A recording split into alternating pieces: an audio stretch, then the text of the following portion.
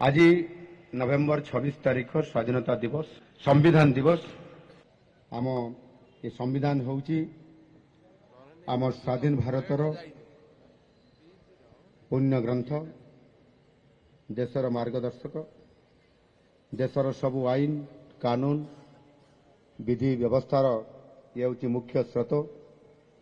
आम संविधान सभार अध्यक्ष जी जिते संविधान प्रस्तुत करागला डॉक्टर राजेंद्र प्रसाद और यार चिठा प्रस्तुतकारी अध्यक्ष थे डॉक्टर बाबा साहेब भीमराव आंबेडकर।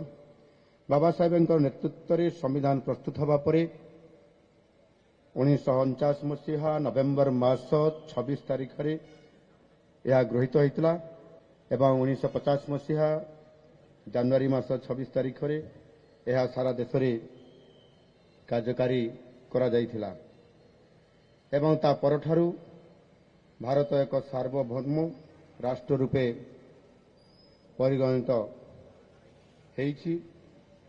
यह होउछि सारा विश्वर सर्वबृहत एक गणतंत्र राष्ट्र एवं जो दिन ठारू कार्यकारी हैला आज पर्यंत सफलतापूर्वक सारा विश्व में यह लोक मानकर पई कार्यकारी करा जाय आसुअछि सफलतापूर्वक सहित।